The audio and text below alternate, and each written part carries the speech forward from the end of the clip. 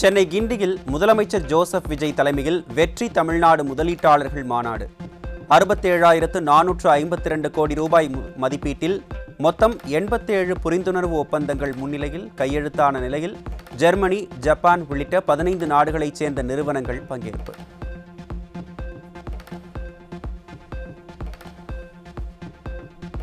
மகளிருக்கு 33 விழுக்காடு இடஒதுக்கீடு மசோதாவை மத்திய அரசு நிறைவேற்ற வேண்டும் என சட்டப்பேரவையில் முதலமைச்சர் விஜய் வலியுறுத்தல். மத்திய அரசின் தொகுதி மறுவரையறைக்கு எதிரான கொண்டு வந்த தனி தீர்மானத்தின் மீதான உரையில் முதல்வர் விஜய் பேச்சு.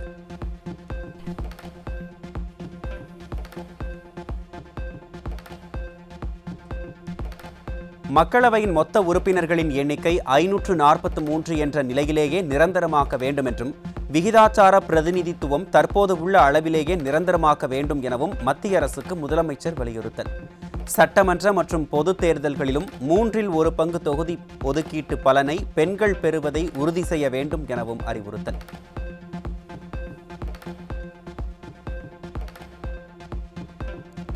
தமிழக முதலமைச்சர் கொண்டு வந்த தொகுதி மறுவரையறைக்கு எதிரான தீர்மானத்துக்கு இடதுசாரி கட்சிகள் ஆதரவு.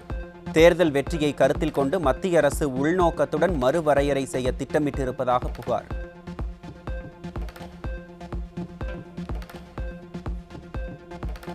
தொகுதி மறுவரையறை குறித்து முன்வடிவு அறிமுகம் செய்யாத நிலையில் அரசினர் கொண்டு வந்த தீர்மானம் பொருத்தமாக இருக்காது என பாஜக, தேமுதிக சார்பில் சட்டப்பேரவையில் கருத்து. மகளிர் இடஒதுக்கீடு மசோதாவை நிறைவேற்ற நடவடிக்கை எடுக்க வேண்டும் எனவும் வலியுறுத்தல்.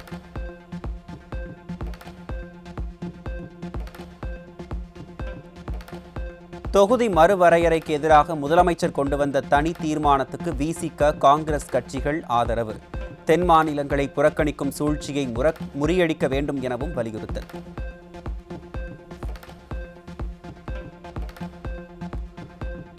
தொகுதி மறுவரையறைக்கு எதிரான முதலமைச்சர் தனி தீர்மானம் சட்டப்பேரவையில் நிறைவேறியது. குரல் வாக்கெடுப்பு மூலம் தீர்மானம் நிறைவேற்றப்பட்டதாக சட்டப்பேரவையில் பேரவைத் தலைவர் அறிவிப்பு.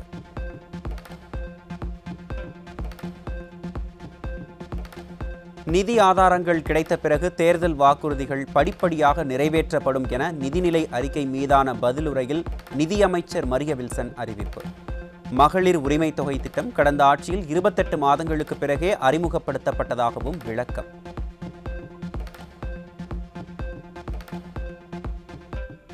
பள்ளிக்கல்வி மற்றும் உயர்கல்வித்துறைக்கு நிதி ஒதுக்கீடு குறைக்கப்படவில்லை என நிதிநிலை அறிக்கை மீதான பதிலுரையில் நிதியமைச்சர் மரிய வில்சன் விளக்கம். கல்வித்துறைக்கான திட்டங்கள் எதுவும் நிறுத்தப்படவில்லை எனவும் அறிவிப்பு.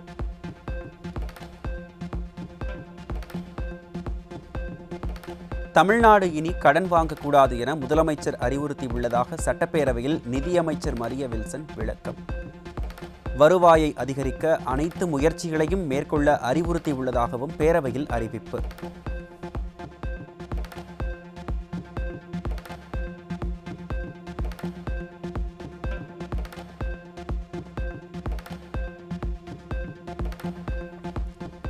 விவசாயிகளுக்கு அறிவிக்கப்பட்ட நலத்திட்டங்களை நிறைவேற்ற போதிய கால அவகாசத்தை எதிர்க்கட்சிகள் வழங்க வேண்டும். வேளாண் நிதிநிலை அறிக்கை மீதான பதிலுரையில் வேளாண் அமைச்சர் வினோத் வேண்டுகோள்.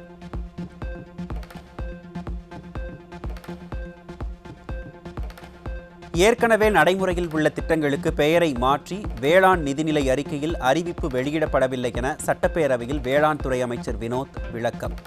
திட்டங்களின் சிறப்புகளும் மாற்றப்பட்டு அறிவிக்கப்பட்டுள்ளதாகவும் தகவல்.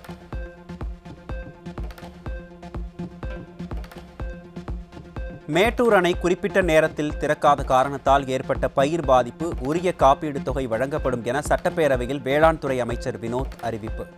வேளாண் பயிர் காப்பீட்டுக்கான தொகை குறைக்கப்படவில்லை எனவும் விளக்கம்.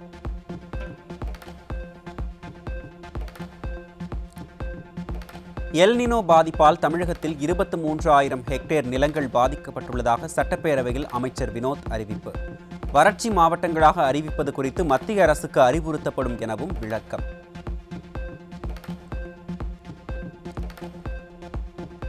கனத்த உணர்வுடன் அதிமுகவில் இருந்து விலகுவதாக அப்சரா அறிவிப்பு. மனசாட்சி மற்றும் தனது கொள்கைகளுக்கு உண்மையாக இருக்க வேண்டும் என்ற சிந்தனையின் அடிப்படையில் இந்த முடிவை எடுத்திருப்பதாக இபிஎஸ்க்கு அப்சரா கடிதம்.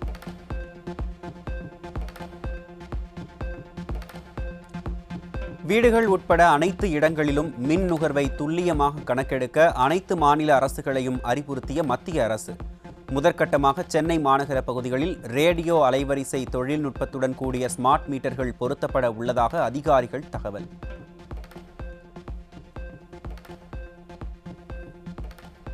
எண்பதாவது சுதந்திர தின விழாவை முன்னிட்டு சென்னை ராஜாஜி சாலையில் காவல்துறை மற்றும் பாதுகாப்பு படையினர் 3வது நாள் அணிவகுப்பு ஒத்திகை நடைபெற்றது.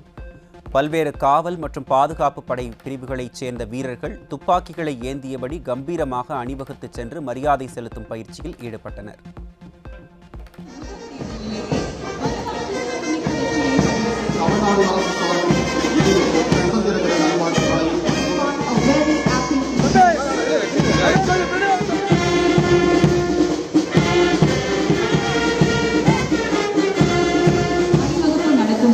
தமிழ்நாடு சிறப்பு காவல்படை அணிவகுப்பு Tamil Nadu special police 7th Battalion Madurai. அடுத்ததாக டெல்லி செங்கோட்டையில் முப்படை மற்றும் துணை ராணுவ பாதுகாப்பு படைகள் அணிவகுப்பிற்கான முழு ஒத்திகை. இந்தியாவின் 80வது சுதந்திர தினம் சனிக்கிழமை கொண்டாடப்பட உள்ள நிலையில் இறுதி ஒத்திகை.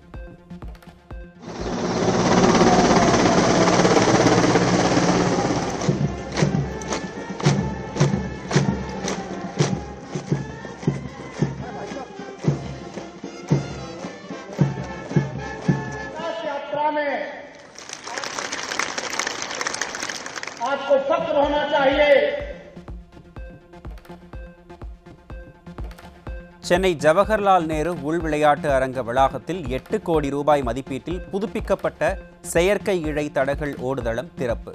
விளையாட்டுத்துறை அமைச்சர் ஆதவ் அர்ஜுனா திறந்து வைத்தார்.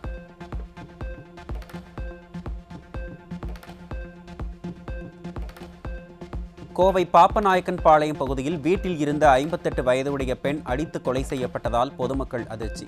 கோவையில் கடந்த 10 நாட்களில் 3 பேர் கொலை செய்யப்பட்ட நிலையில் இன்று மேலும் ஒரு கொலை சம்பவம் அரங்கேறியதால் அச்சத்துடன் வாழ்ந்து வரும் கோவை மக்கள்.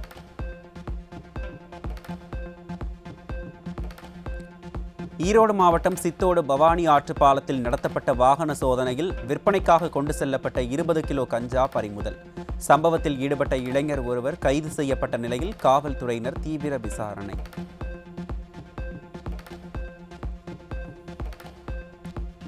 கோவை மதுக்கரையில் 5 கிலோவுக்கும் அதிகமான கஞ்சா மற்றும் கஞ்சா சாக்லேட் கடத்தி வந்த பீகார் இளைஞர் கைது. போதைப் பொருள் கடத்தலில் ஈடுபட்டு சமூகத்தை சீரழிக்கும் நபர்கள் கடுமையாக தண்டிக்கப்பட வேண்டும் என பொதுமக்கள் வலியுறுத்தல். சென்னை விருகம்பாக்கம் பகுதியில் காதலிக்க மறுத்த இளம்பெண்ணின் வீட்டிற்குள் அத்துமீறி நுழைந்து தொந்தரவு செய்த இளைஞர். இளம்பெண் அளித்த புகாரின் பேரில் விருகம்பாக்கம் காவல் நிலைய போலீசார் அர்ஜுன் என்பவர் மீது வழக்கு பதிவு செய்து விசாரணை.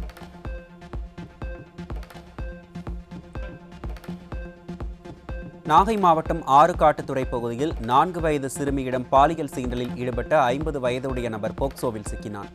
சிறுமிகளுக்கு எதிரான பாலியல் சீண்டல்கள் நாளுக்கு நாள் அதிகரித்து வரும் நிலையில் பெண் பிள்ளைகளை பெற்றவர்கள் அச்சத்துடன் வாழ்ந்து வரும் அவலம்.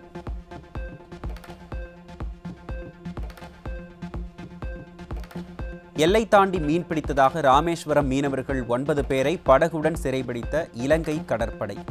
கடந்த ஒரு வாரத்தில் அடுத்தடுத்து 20 ராமேஸ்வரம் மீனவர்கள் கைது செய்யப்பட்டதால் மீனவர்கள் அதிர்ச்சி.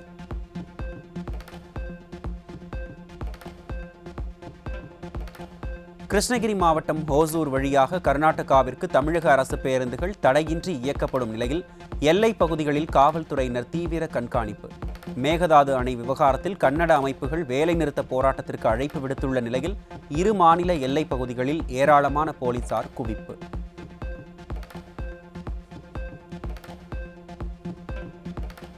திண்டுக்கல் மாவட்டம் வேடசந்தூர் அருகே 17 வயது சிறுமி கருக்கலைப்பின் போது உயிரிழந்தது தொடர்பாக போக்சோ சட்டத்தில் மெக்கானிக் வினோத்குமார் என்பவர் கைது. சிறுமியின் கர்ப்பத்திற்கு காரணமானவர் யார் என்று போலீசார் விசாரணை நடத்தி வந்த நிலையில் DNA பரிசோதனை மூலம் 10 மாதங்கள் கழித்து வினோத்குமாரை கைது செய்து சிறையில் அடைத்த காவல்துறை.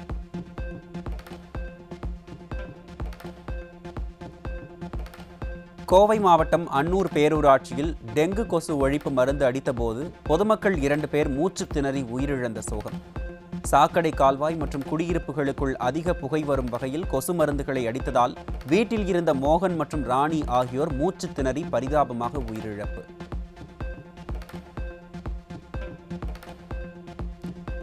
காவிரி நீர் மேலாண்மை ஆணையத்தின் உத்தரவை கர்நாடக அரசு அமல்படுத்துவது கிடையாது என்றும் உச்சநீதிமன்ற தீர்ப்பின் அடிப்படையில் கர்நாடக அரசு தண்ணீர் திறப்பதை உறுதி செய்ய வேண்டும் என்றும் தமிழக அரசு வலியுறுத்தல்.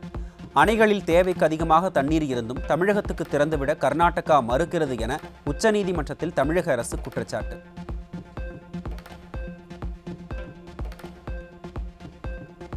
அணைகளில் தேவைக்கு அதிகமாக தண்ணீர் இருந்தும் தமிழகத்துக்கு தண்ணீர் திறந்துவிட கர்நாடக அரசு மறுப்பதாக உச்சநீதிமன்றத்தில் தமிழக அரசு குற்றச்சாட்டு.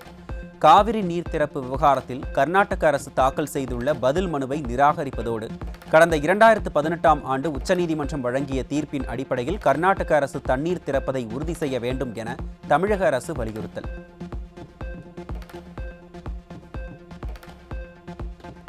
ஒரே நாளில் 40க்கும் மேற்பட்ட பட்டாசு தொழிற்சாலைகள் திறப்பதற்கு அனுமதி கொடுத்த முதல்வர் மற்றும் அமைச்சர்களுக்கு பட்டாசு தொழிற்சாலை சங்கத்தினர் நன்றி தெரிவிப்பு. சென்னை தலைமைச் செயலகத்தில் செய்தியாளர்களை சந்தித்த பட்டாசு தொழிற்சாலை சங்கத்தினர் காலவரையற்ற வேலை நிறுத்தத்தை வாபஸ் பெறுவதாக அறிவிப்பு. 40க்கும் மேற்பட்ட தொழிற்சாலைகள் இன்று ஒரே நாளையில் திறந்து வைத்ததால் இதில் 45இல் 25 தொழிற்சாலைகள் மாவட்ட உரிமம் பெற்ற தொழிற்சாலைகளும் மாவட்ட உரிமம் பெற்ற தொழிற்சாலைகள் மாவட்ட வருவாய் அலுவலர்களால் மற்றும் மாவட்ட ஆட்சியரால் தடை நீக்கம் செய்யப்பட்டுள்ளது. மேலும் தொழிலாளர் நலன் மற்றும் பாதுகாப்புத்துறை அவர்கள் மூலமாக 9 ஃபயர் ஒர்க்ஸ்களும் இன்று தடை நீக்கம் செய்யப்பட்டுள்ளது. ஆகவே 40க்கும் மேற்பட்ட ஃபயர் ஒர்க்ஸ்கள் இன்று ஒரே நாளில் திறக்கப்பட்டுள்ளதால் நாங்கள் எங்களது காலவரையற்ற வேலை நிறுத்தத்தை வாபஸ் பெற்றுக்கொண்டு நாளை முதல் தொழிற்சாலைகள் வழக்கம் போல் இயங்கும். ஆம்ஸ்ட்ராங் படுகொலை வழக்கில் புதிதாக வழக்குகள் பதிவு செய்து 100க்கும் மேற்பட்ட சாட்சிகளிடம் விசாரணையை தொடங்கிய சிபிஐ அதிகாரிகள். முக்கிய குற்றவாளியான திருவேங்கடத்தை என்கவுண்டர் செய்த புழல் சிறையில் இருக்கும் இன்ஸ்பெக்டர் புகாரியிடம் விசாரணை நடத்தப்பட உள்ளதாக கூறப்படும் நிலையில் மேலும் பல முக்கிய குற்றவாளிகள் சிக்குவார்கள் என எதிர்பார்ப்பு.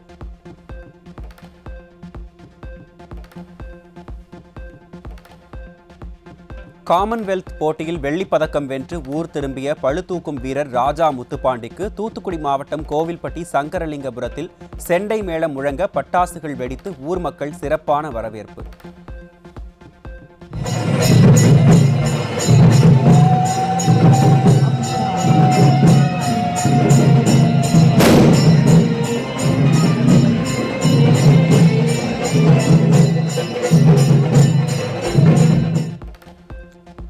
பளுதூக்கும் வீரர்கள் பயன்பெறும் வகையில் கோவில்பட்டி பகுதியில் நவீன ஜிம் மற்றும் விளையாட்டு விடுதி அமைக்க வேண்டும் என தமிழ்நாடு அரசுக்கு ராஜா முத்துப்பாண்டி கோரிக்கை.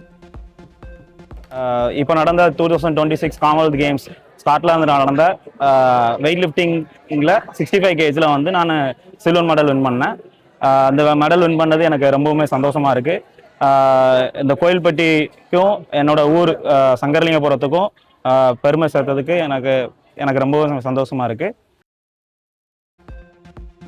சென்னை பக்கிங்ஹாம் கால்வாயில் வாட்டர் மெட்ரோ திட்டத்தை செயல்படுத்த சாத்தியக்கூறு அறிக்கை தயாரிக்க டெண்டர் கோரியது சென்னை மெட்ரோ. எண்ணூர் முதல் மாமல்லபுரம் வரை நீர்வழி போக்குவரத்து திட்டத்தை செயல்படுத்த விருப்பமுள்ள நிறுவனங்கள் அடுத்த மாதம் 18ஆம் தேதிக்குள் விண்ணப்பிக்கலாம் என அறிவிப்பு. தமிழகத்தில் இன்னும் 14,31,000 ரேஷன் கார்டுதாரர்கள் கைவிரல் ரேகை பதிவு செய்ய வேண்டியுள்ளதாக அதிகாரிகள் தகவல்.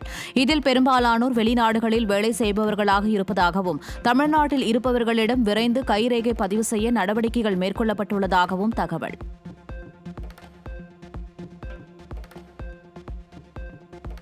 செல்போனில் தொடர்ந்து வரும் தேவையற்ற விளம்பர அழைப்புகள் குறுந்தகவல்களுக்கு முற்றுப்புள்ளி வைக்கும் வகையில் AI மூலம் நடவடிக்கை எடுக்க மத்திய அரசு திட்டம். ஸ்பாம் தகவல்களை அனுப்புவதற்காக தொலைத்தொடர்பு வசதிகள் பயன்படுத்தப்பட்டது உறுதி செய்யப்பட்டால் சம்பந்தப்பட்ட தொலைபேசி எண்கள் மற்றும் பிற தொலைத்தொடர்பு வசதிகளின் அவுட்கோயிங் வசதி துண்டிக்கப்படும் எனவும் அந்த நபர் கருப்பு பட்டியலிலும் சேர்க்கப்படுவார் எனவும் மக்களவையில் அறிவிப்பு. இந்தியாவின் 80வது சுதந்திர தின விழாவை முன்னிட்டு பலத்த பாதுகாப்பு வளையத்திற்குள் கொண்டு வரப்பட்ட டெல்லி செங்கோட்டை. குற்றவாளிகளை கண்டறிய அபிக்யான் செயலி மற்றும் 1000க்கும் மேற்பட்ட செயற்கை நுண்ணறிவு முக அங்கீகார CCTV கேமராக்கள் பொருத்தம். ஈரானிய கடற்கொள்ளையர்கள் துப்பாக்கிச் சூட்டில் தமிழக மீனவர் பலி. இறந்தவரின் உடல் மற்றும் காயமடைந்த 3 பேரையும் மீட்டு தர வேண்டும் என பாதிக்கப்பட்ட குடும்பத்தினர் தமிழக அரசுக்கு கோரிக்கை. மாவீரன்றவங்க 5 வருஷமா கடல் தொழிலுக்கு சவுதிக்கு போயிட்டு இருந்தாங்க. இப்போ 3 மாசத்துக்கு முன்னாடி இங்க வந்துட்டு போனவங்க இப்ப தகவல் வந்திருக்கு நேற்று சுட்டு கொண்டுட்டாங்க அப்படின்னு சொல்லிட்டு அரசு கிட்ட கலெக்டர் ஆஃபீஸ்ல மனு கொடுத்துருக்கோம். அரசு எந்தவித பாரபட்சமும் இல்லாம நல்லபடியா நடவடிக்கை எடுக்கிறாங்க. இன்னும் சீக்கிரமா எவ்வளவு முடியுமோ சீக்கிரமா பாடி எங்களுக்கு ஹேண்ட் ஓவர் பண்ணணும்னு கேட்டுக்கிறோம். பஞ்சாப் மாநிலம் பாட்டியாலாவில் வீடு ஒன்றை பார்வையிட சென்ற தம்பதியை விரட்டி நீண்ட நேரம் கடித்து குதறிய பிட்புல் நாய். பலத்த ரத்த காயங்களுடன் தம்பதியினர் மருத்துவமனையில் அனுமதிக்கப்பட்டுள்ள நிலையில் சம்பவம் தொடர்பாக அதிகாரிகள் விசாரணை.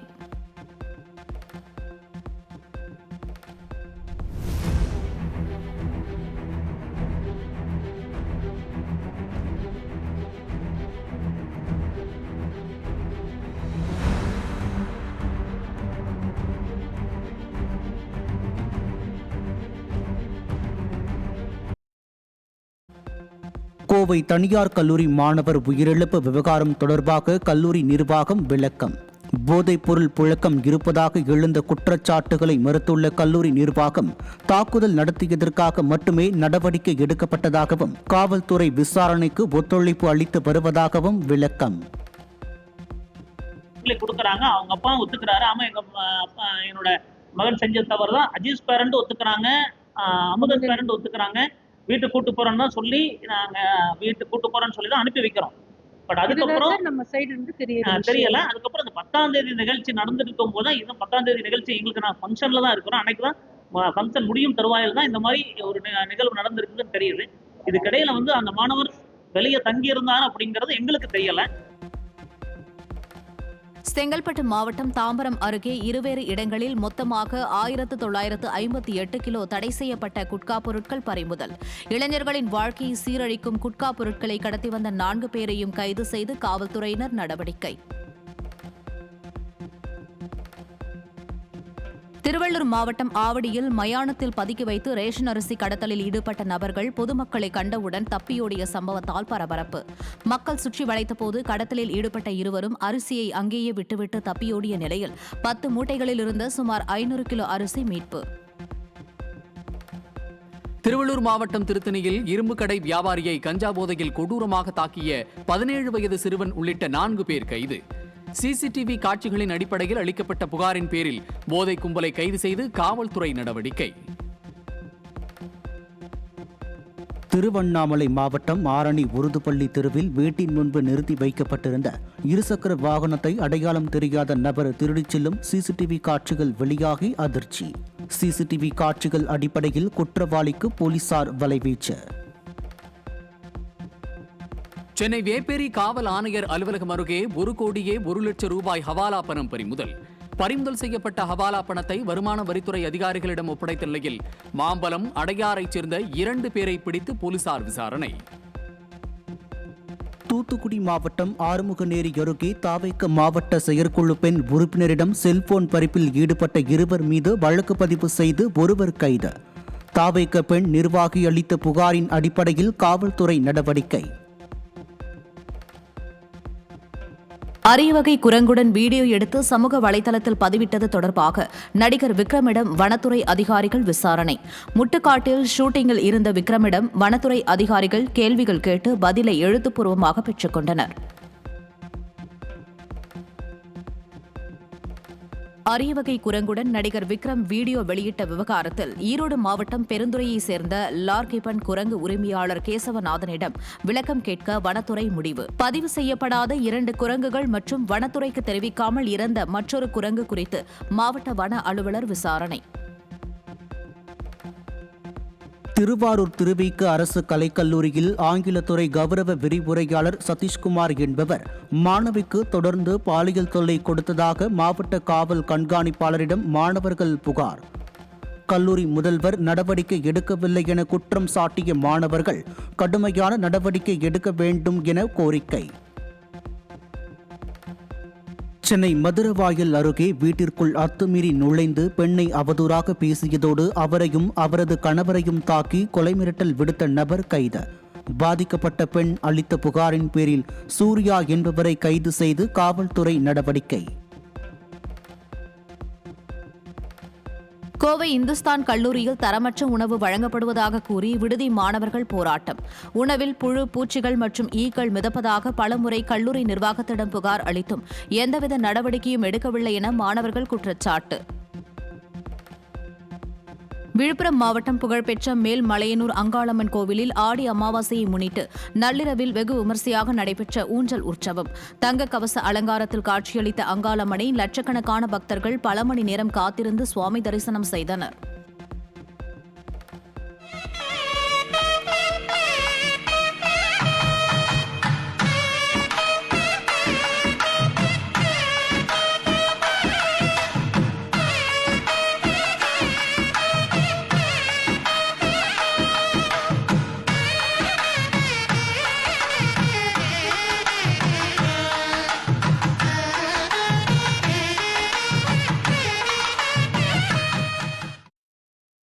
ஸ்ரீவில்லிபுத்தூர் ஆண்டாள் கோவில் ஆடிப்பூர தேரோட்டம் நாளை நடைபெறுவதை முன்னிட்டு ஸ்ரீரங்கம் ரெங்கநாதர் கோவிலில் இருந்து ஆண்டுதோறும் வழங்கப்படும் மங்கள சீர்வரிசை பொருட்கள் ஸ்ரீரங்கத்தில் இருந்து புறப்பட்டன.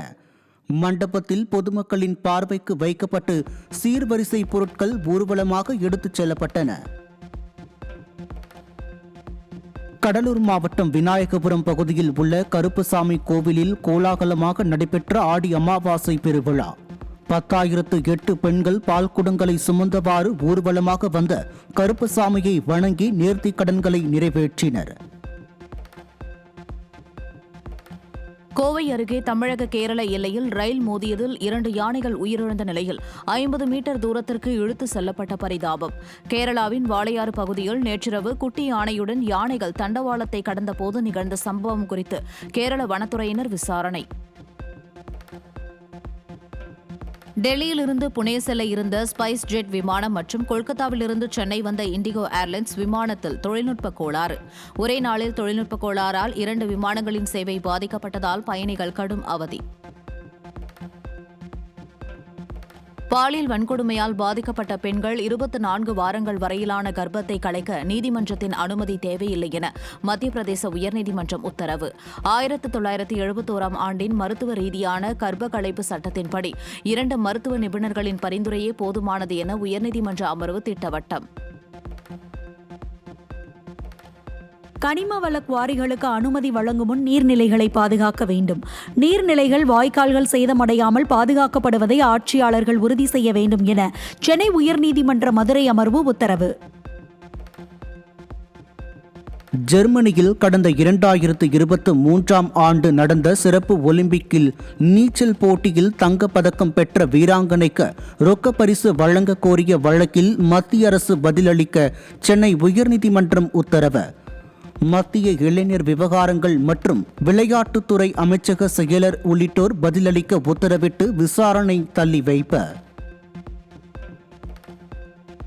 பெரம்பூர் மற்றும் திருச்சி கிழக்கு தொகுதியில் முதலமைச்சர் விஜயின் வெற்றியை எதிர்த்து தொடரப்பட்ட வழக்குகளின் விசாரணையை வரும் 25ஆம் தேதிக்கு ஒத்திவைத்தது சென்னை உயர்நீதிமன்றம்.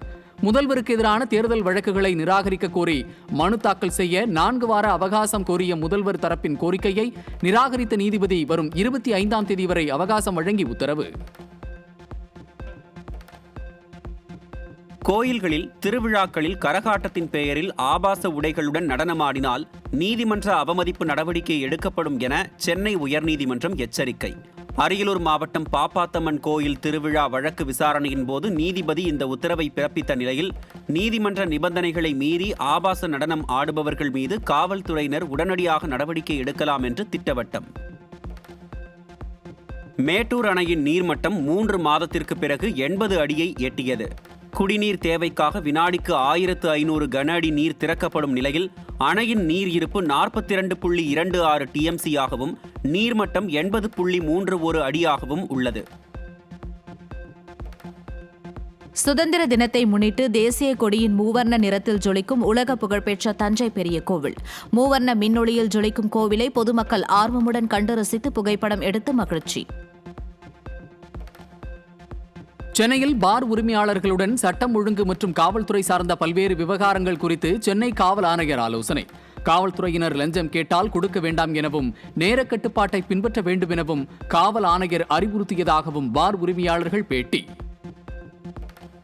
லஞ்சங்கள் எங்கேயும் கொடுக்காதீங்க. போலீஸ் வந்து உங்க பார் நடத்துவதற்கு சட்டத்துக்கு மீறி ஏதாவது லஞ்சங்கள் கேட்டால் கொடுக்காதீங்க. அது இன்ஸ்பெக்டராக இருக்கட்டும், கான்ஸ்டபிளாக இருக்கட்டும், அசிஸ்டன்ட் கமிஷனர் வரைக்கும் யாராக இருந்தாலும் கொடுக்காதீங்க. இது ஸ்ட்ரிக்ட் ஆர்டர்ஸ் ஃப்ரம் கமிஷனர் அப்படின்னு சொல்லியிருக்காங்க. அது மட்டும் இல்லை, கலால் துறைக்கும் சேர்த்தே சொல்லியிருக்காரு.